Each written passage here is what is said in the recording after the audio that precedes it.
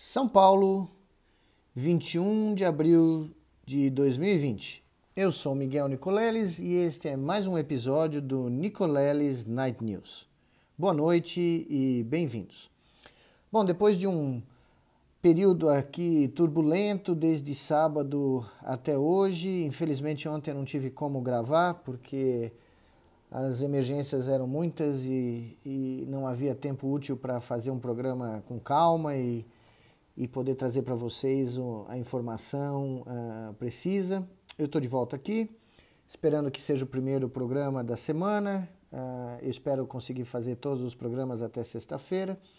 E basicamente o que eu queria dizer a vocês é que no front do coronavírus aqui no Brasil, no front onde a pandemia tem que ser abordada no contexto do pandemônio, nós continuamos avançando, com todas as dificuldades, com todas as tarefas, algumas delas inéditas.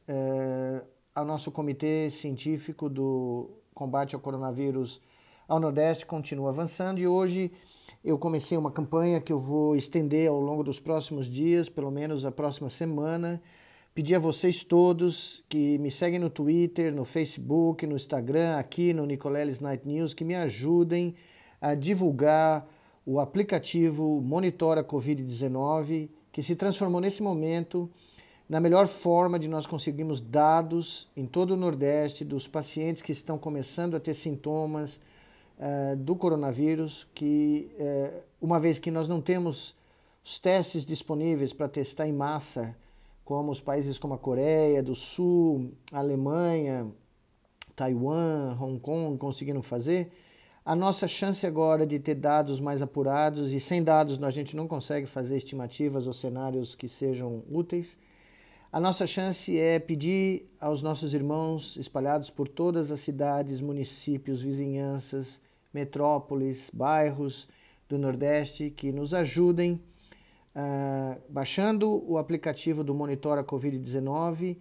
e nos informando pelo telefone quais são os sintomas que vocês estão sentindo e qual é a gravidade desses sintomas. Com isso, nos estados da Bahia e do Piauí, nós já temos serviços de telemedicina acoplados ao Monitora, então vocês vão ter a oportunidade de, caso os sintomas sejam de uma gravidade relativa, né, no caso que requer um médico, vocês vão ter a oportunidade de receber uma consulta médica por telemedicina na Bahia e no Piauí e vão poder ser direcionados com esse sistema para basicamente um posto de saúde ou uma UPA ou mesmo um hospital que seja próximo de você e que não esteja tão cheio. Nos estados do Sergipe, Paraíba e Maranhão, que já assinaram o acordo, já tem conosco, com o Consórcio do Nordeste, um protocolo de ação, o Monitora vai nos fornecer os dados primeiramente, e eu queria ressaltar aqui para todo mundo, ficar tranquilo, eu tive todas as garantias de que esses dados são anonimizados, não vai haver identificação, a não ser pelo médico que te atender. Esses dados não vão ter qualquer outra finalidade, eles só vão ser usados no monitoramento aí da pandemia, durante a pandemia, para nos ajudar a ter os dados dos pacientes que estão infectados ou potencialmente infectados. E não vai ter nenhum aplicativo, não vai ter nenhum uso comercial de forma alguma, nem aqui, nem depois da pandemia.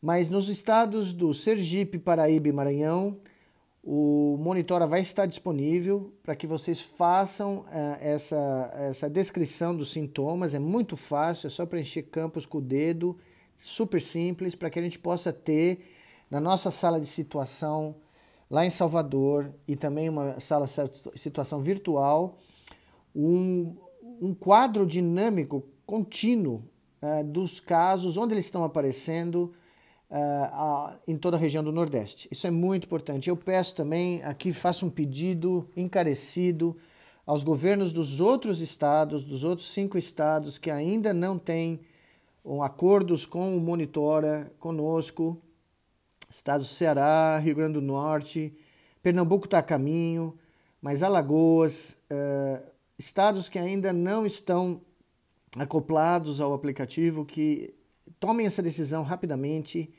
e nos ajudem a ter um banco de dados em tempo real de todo o Nordeste para que a gente possa acoplá-lo a outros bancos de dados dinâmicos. Nós vamos ter dados cedidos. Amanhã eu vou anunciar uma parceria importantíssima com uma empresa privada que nos doou de graça dados dos caminhões, do monitoragem dos caminhões por todas as rodovias do Nordeste, de tal maneira que nós possamos estimar o fluxo de trânsito pela malha rodoviária, algo vital para fazer estimativas do espalhamento da pandemia pelas estradas do Nordeste, pelo interior do Nordeste. Eu vou avisar amanhã, nós vamos pôr isso no nosso site para todas as pessoas saberem dessa atitude magnífica dessa empresa.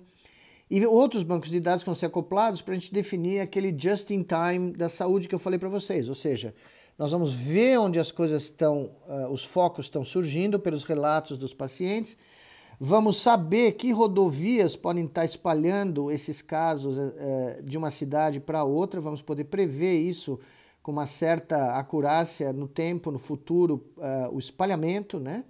Que cidades vão estar entrando em risco, que cidades vão correr risco de sobrecarga dos seus sistemas de saúde, e vamos poder alocar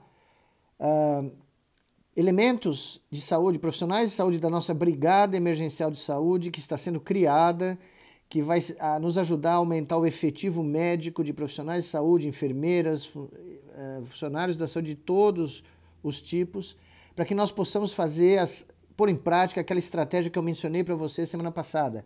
Ir de encontro ao inimigo. Ir na trincheira onde o inimigo nos ataca, onde ele ataca os nossos irmãos e irmãs nordestinas, nas cidades, nas periferias, nas suas casas, nos seus bairros, nos seus municípios povoados. Nós temos que ir de encontro, levando a medicina familiar para essas pessoas, médicos de família, que vão ser capazes de monitorar esses pacientes, dar todo o apoio e evitar que um número muito grande de casos graves cause uma sobrecarga no sistema de saúde do Nordeste. Essa é a nossa estratégia primeira, acoplar o Monitora com a nossa sala de situação, com esse sistema de delivery, de entrega de serviços de saúde, para que nós possamos minimizar os erros, minimizar o desperdício de equipamentos de proteção, como máscaras, ventiladores, e até poder tentar fazer esforços heróicos que eu vou descrever ao longo dessa semana, que nós estamos planejando. Então nós vamos ter essa estratégia de ir de encontro ao vírus. Mas para isso nós precisamos que todos vocês distribuam nas suas redes sociais, mesmo que vocês morem no Sudeste, no Sul, região Norte, não interessa.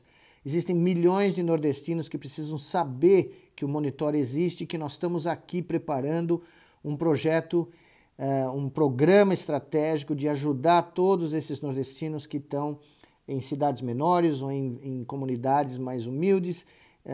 Nós vamos chegar lá, pelos carros de som, pelo sinal de televisão aberta, pela rádio. Nós vamos usar todos os meios de comunicação disponíveis, inclusive as redes sociais, para atingir a população-alvo e ter, se possível, milhões de pessoas usando o Monitora para nos ajudar. Mas eu dependo de vocês. Esse é um apelo que eu faço a vocês. Então essa é a estratégia integrada, multidisciplinar, com múltiplas áreas de ação, está sendo posta em prática. Ela demora, evidentemente, nós temos que fazer isso correndo, porque o tempo é nosso inimigo. Nós sabemos que as próximas 2 semanas são críticas, talvez os próximos 10 dias. Então, nós estamos fazendo de tudo para acoplar essas estratégias num só plano e atender as demandas do Nordeste. Como sempre, eu queria terminar aqui a noite do Nicoleles Night News com uma história. E eu tenho várias histórias, como vocês já perceberam, mas eu tenho várias histórias no Nordeste também, que são histórias que eu nunca vou esquecer, porque eu tenho um carinho muito grande. Eu me considero um nordestino por opção. Eu sou aqui da Bela Vista, em São Paulo, como todo mundo sabe, mas eu optei, 17 anos atrás, por escolher uma nova terra natal, que foi a cidade de Macaíba e a cidade de Natal também, no Rio Grande do Norte, onde há 17 anos atrás eu comecei com grandes amigos que estão lá até hoje, alguns que não estão mais conosco, mas que fizeram contribuições espetaculares, como a professora Dora Montenegro, que trabalhou comigo nas escolas durante uma década, que está me ouvindo aqui hoje, ainda vai ter um programa da Dora aqui para vocês conhecerem ela melhor, que está em Natal ainda. Mas enfim, eu tive várias histórias, algumas com a Dora também, que eu vou contar. Mas uma das melhores histórias que eu tive no Nordeste foi foi em 1982, ou seja, 38 anos atrás. Eu era um moleque, na Faculdade de Medicina, tinha ido para Recife no final das aulas em dezembro, porque eu esperava ter uma grande aventura em Recife. Fui lá conhecer a Praia de Boa Viagem, conhecer o Nordeste pela primeira vez, fui de carro. E fui dirigindo a Brasília que o meu pai tinha me dado, o presente de ter entrado na Faculdade de Medicina, eu ganhei o meu primeiro carro. E fui lá para Recife, passei alguns dias e de repente foi chegando o Natal. E eu comecei a ter saudade da Dona Giselda e do Dr. Ângelo. E Dona Giselda, naquela época não tinha internet, o telefone celular, você tinha que fazer um interurbano, era uma coisa de louco, né? Fazer uma chamada. E na antevéspera de Natal, 23 de dezembro, a grana foi acabando, eu estava realmente sozinho naquele momento, me sentindo perdido no universo, apesar da beleza da cidade do Recife, que eu adorei. Voltei muitas vezes, voltarei, espero, muitas vezes. E aí Dona Gisela falou que estava preparando um tender para mim, para a ceia de Natal. Tender, com pêssego em calda, figo em calda. O tender de Dona Giselda de Natal era conhecido na Vila da Rua Chanés, e depois na Rua Twin, lá em Moema, como o evento da véspera de Natal. Pois bem, deu a louca, cheguei para Dona Gisela e falei, Dona Gisela, dá para a senhora me passar aí um cabo aí do banco, fazer uma transferência bancária para eu pegar no caixa aqui do Banco do Brasil, porque eu vou para São Paulo e vou chegar aí em 26 horas. Dona Gisela ficou assustada, mas conhecendo o filho que tinha, sabendo que seria meio difícil me convencer a não fazer o que eu queria fazer, infelizmente, desde que eu nasci pelas mãos do tio Dema, essa é uma característica. Quando eu ponho uma coisa na cabeça, eu faço. Quem estiver ouvindo, lembre-se disso. Pro bem ou pro mal, eu faço. Pois bem, Dona Gisela passou um dinheirinho, enchi o tanque e pensei comigo mesmo, nossa, eu vou dirigir 26 horas ou coisa que o valha direto, porque não tinha como parar para chegar na véspera de Natal, acho que era dia 22 ou 23, eu não me lembro direito, acho que era manhã do dia 23. Eu falei, ok, eu estou em Pernambuco, eu vou ter que descer a BR-101 até São Paulo sem parar. Eu não vou conseguir ficar acordado. Mas eu não tenho dinheiro para parar em hotel e não vou parar no meio da estrada e dormir, é muito perigoso, eu tenho que ficar acordado. O que eu vou fazer? Bom, saí do banco, estava andando ali, eu não me lembro, acho que era na Praia de Boa Viagem mesmo. E de repente eu vi uma feirinha. E na feirinha estavam vendendo um monte de coisa. Eu ia comprar umas coisas para viagem, um saquinho de batata frita, Coca-Cola, água de coco, umas coisas, porque eu não ia parar para comer, porque também não tinha dinheiro para parar para comer. E de repente eu vi um cara vendendo um papagaio. Eu falei, tá aí a ideia. Eu vou levar um papagaio comigo para São Paulo. Eu adoro papagaio, minha avó de Lígia tinha um papagaio louro lá em casa, que eu cresci com ele. Eu vou levar o papagaio porque ele vai me manter acordado. Bom, fui lá, era uma pichincha, comprei o louro, comprei o papagaio e pus na Brasília, pendurei no lugar onde você pendura lá antigamente, né? Pendurava o seu paletó e vim com o louro a toda descendo a BR-101. Pois bem, estamos lá, eu e o louro assistindo todas as rádios que vocês podem imaginar, porque não tinha FM naquela época, então era tudo AM, então eu fui pegando rádio de tudo que era lugar do Brasil e fui, né, ficando acordado e fui treinando o louro a conversar comigo, e o louro lá cantando Elton John, cantando Luiz Gonzaga, tudo que você possa imaginar naquelas primeiras, sei lá, 8 horas de companhia e relação, e foi assim, né? Nós passamos a ter uma relação íntima, o louro e eu.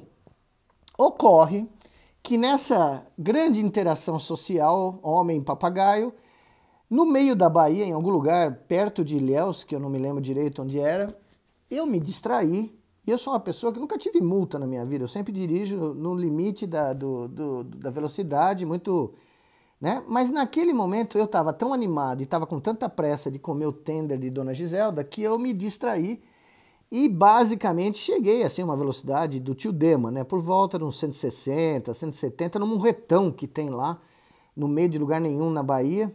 E eu já passei essa viagem várias vezes, já fiz 3 vezes essa viagem, então eu me lembrei disso várias vezes ao longo desses 38 anos, né? Aproximadamente, eu tinha 21. Bom, quando eu tô nessa brincadeira, o Louro cantando lá, Elton John, Rocketman, e eu lá cantando com o Louro, a dueto, né? Nicoleles, Louro. De repente eu ouço um apito, né? Um apito e brequei e levei 120 metros para parar a Brasília, porque eu tava no ritmo do Rocketman. O Louro tomou o maior susto da vida dele. E eu tive que dar marcha ré, voltar, era um guarda de trânsito. Eu tinha passado num posto de trânsito lá da BR-101 que eu nem vi. Confesso agora, 38 anos depois, que eu não tenho a menor noção que tinha um posto de polícia ali. E nunca tinha acontecido isso comigo e nunca aconteceu depois. Foi a primeira vez e a última na minha vida. Mas enfim, parei, dei marcha ré, abaixei o vidro e a nossa autoridade virou para mim e falou: apressadinho, né? Eu falei: não, desculpa, é que eu sou de São Paulo, tô voltando de Recife, amanhã é Natal, vou jantar na casa da minha mãe tá me esperando, só me desculpe, foi um erro imperdoável, sou estudante de medicina, eu sei qual a importância disso tudo. Fiz todo o meu lero-lero, tentei de tudo ali, né? Aí o cara vira pra mim e fala: não, eu compreendo perfeitamente, mãe é mãe, a gente quer comer um tender, tá? Eu também quero comer um tender. E sabe como é? Se o senhor me fizer um favorzinho aqui, eu alivio a sua, você pode ir para São Paulo, não tem problema nenhum. Eu falei: não, mas que tipo de favorzinho? Ele falou: não, se o senhor der uma caixinha aí pro Natal, quem sabe, né, eu alivio, o senhor volta para São Paulo, aí não tem problema algum. Eu falei: olha, o senhor me desculpe, eu entendo claramente, quase véspera de Natal, a gente tem que ser cristão, apesar de eu ser ateu, mas eu não posso fazer isso, eu sou filho de juiz, meu pai vai me prender quando chegar em casa, não vou ter Natal, eu vou chegar em casa e ele vai me jogar em cana, sem habeas corpus. Eu conheço o Dr. Ângelo, se eu contar isso para ele, não posso, eu fui a vida inteira treinado a não fazer isso, porque não faz parte do meu código. Eu falei: o guarda vira, mas aí complica, né, porque se o senhor não puder fazer isso aí, eu não posso quebrar seu galho, o senhor vai ter que passar aqui o Natal aqui, né, no meio de lugar nenhum da Bahia, perto de Ilhéus, não sei o que vai ser, porque eu vou ter que aprender seu carro, aprender sua carteira. Talvez eu tenha uma solução. Ele virou assim para mim. Eu falei: mas qual a solução? Eu não tenho, veja, mesmo que o senhor quisesse, que eu tivesse disposto, eu não tenho um tostão, sinceramente, eu tenho dinheiro para, eu não vou parar nem para comer. Eu não tenho dinheiro para gasolina contado para chegar em São Paulo e não tenho mais nada. Eu sou estudante, não tenho. Dona Giselda mandou dinheiro, mas mandou, né? Dona Giselda, né? Sabe como é? Aí ele vira para mim: não, mas a gente podemos fazer um acordo. Eu falei: mas o que tal o acordo? Ele falou: não, veja, o meu filho tá muito triste lá em casa porque há uma semana atrás morreu o papagaio dele. Se o senhor não se importar e me der o seu papagaio, eu deixo o senhor embora, porque o meu filho vai ficar muito feliz de ter um bichinho de estimação de novo. Aí eu parei, olhei pro papagaio, o papagaio olhou para mim com aquela cara de quem fala: não, você não vai fazer isso comigo. Eu pensei, tender de Dona Giselda, uma criança sem pet, papagaio que eu acabei de conhecer, muito boa gente, legal. Natal no meio de lugar nenhum do sertão da Bahia, que eu adoro, mas sem Dona Giselda. Eu falei: tá bom, o trato é justo. Peguei o papagaio, que olhou com um olhar para mim que eu nunca vou esquecer na minha vida. E aliás, ontem de madrugada eu tive esse sonho, o remorso bateu, e eu resolvi homenagear o papagaio que me permitiu chegar em São Paulo e ter um Natal de 1982 com Dona Giselda e o seu tender, conhecido em todo o sistema solar. Mas para isso, eu resolvi deixar para o nosso querido papagaio uma homenagem musical, onde quer que ele esteja nesse momento, em Ilhéus ou na Bahia, que eu lamento muito que a nossa relação teve que ser interrompida de uma maneira tão repentina, mas eu lembro de você, jamais esquecerei, e acho que essa música da Adele é um tributo ao que você significou para mim naquela relação curta, mas extremamente profunda.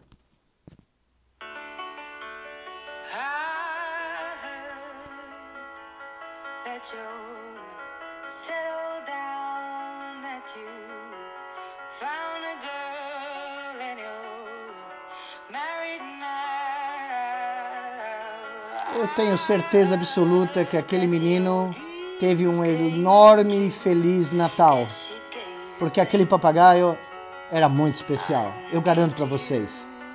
As 8 horas que eu passei com ele foram inesquecíveis.